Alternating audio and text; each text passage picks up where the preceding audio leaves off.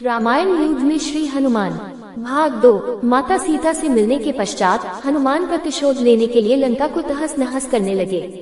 उनको बंदी बनाने के लिए रावण पुत्र मेघनाद इंद्रजीत ने ब्रह्मास्त्र का प्रयोग किया। ब्रह्मा जी का सम्मान करते हुए हनुमान ने स्वयं को ब्रह्मास्त्र के बंधन में बंधने दिया। जब उन्हें रावण के समक्ष लाया गया तो उन्होंने रावण को प्रभु श्री राम का चेतावनी भरा संदेश सुनाया और साथ ही ये भी कहा कि यदि रावण माता सीता को आदर पूर्वक प्रभु श्री राम को लौटा देगा तो प्रभु उसे क्षमा कर देंगे। क्रोध में आकर रावण ने हनुमान को मृत्यु दंड देने का आदेश दिया, मगर रावण के छोटे भाई विभीषण ने ये कहकर बीच बचाव किया कि एक दूत को मारना नियमों के विपरीत है।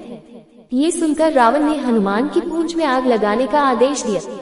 जब रावण के सैनिक हनुमान की पूंछ में कपड़ा लपेट रहे थे तब हनुमान ने अपनी पूंछ को खूब लंबा कर लिया और सैनिकों को कुछ समय तक परेशान करने के पश्चात पूंछ में आग लगाने का अवसर दे दिया।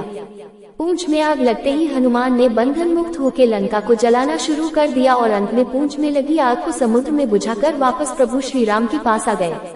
लंका युद्ध में जब लक्ष्मण मूर्छित हो गए थे तब हनुमान जी को ही द्रोणागिरी पर्वत पर से संजीवनी बूटी लाने भेजा गया, मगर वो बूटी को भली भांति पहचान नहीं पाए और पुनः अपने पराक्रम का परिचय देते हुए वो पूरा द्रोणागिरी पर्वत ही रणभूमि में उठा लाए और परिणाम स्वरूप लक्ष्मण के प्राण की रक्षा की। भावुक होकर श्री राम ने हनुमान को हृदय से लगा लिया और बोले कि हनुमान, तुम मुझे भ्राता भरत की भांति ही प्रिय हो। हनुमान का पंचमुखी अवतार भी रामायण युद्ध की ही एक घटना है।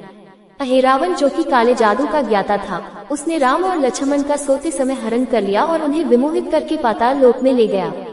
उनकी खोज में हनुमान भी पाताल लोक पहुँच गए। पाताल लोक के मुख्य द्वार एक युवा प्राणी मकरध्वज पहरा देता था, जिसका आधा शरीर मछली का और आधा शरीर वानर का था। मकरध्वज के जन्म की कथा भी बहुत रोचक है। यद्यपि हनुमान ब्रह्मचारी थे मगर मकरध्वज उनका ही पुत्र था।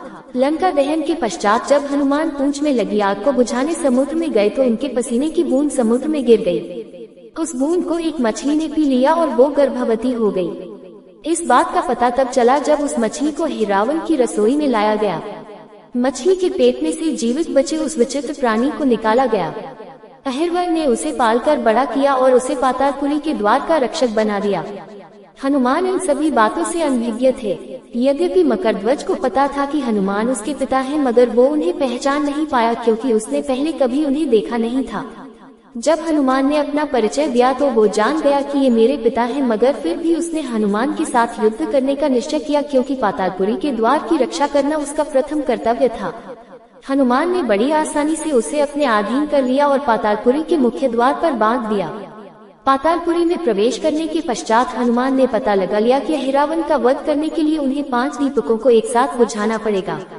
अतः उन्होंने पंचमुखी अवतार श्री वराह, श्री नरसिम्हा, श्री गरुण, श्री हयग्रीव और स्वयं धारण किया और एक साथ में 5 दीपकों को बुझाकर रावण का अंत किया। रावण का वध होने के पश्चात हनुमान ने प्रभु श्री राम के आदेशानुसार मकरध्वज को पातालपुरी का नरेश बना दिया। युद्ध समाप्त होने के साथ ही श्री राम का 14 वर्ष का वनवास भी समाप्त हो चला था। तभी श्री राम को स्मरण हुआ कि यदि वो वनवास समाप्त होने के साथ ही अयोध्या नहीं पहुँचे तो भरत अपने प्राण त्याग देंगे। साथ ही उनको इस बात का भी आभास हुआ कि उन्हें वहां वापस जाने में अंतिम दिन से थोड़ा विलंब हो जाएगा। इस बात को सोचकर श्री राम चिंतित थे, मगर हनुमान ने अयोध्या जाकर श्री राम के आने की जानकारी दी और भरत के प्राण बचाकर श्री राम को चिंता मुक्त किया।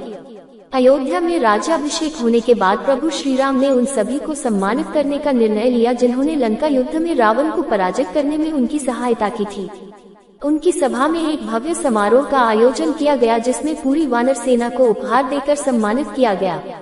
हनुमान को भी उपहार लेने के लिए बुलाया गया, लेकिन हनुमान ने मिले हुए माला को तोड़ दिया क्योंकि उसमें राम नहीं थे। तब विभीषण के एक व्यंग्य के कारण अपने सीने में सभी को दरबार में सीता राम के दर्शन करवाए हैं। जय श्री महाबली हनुमान, जय श्री राम है।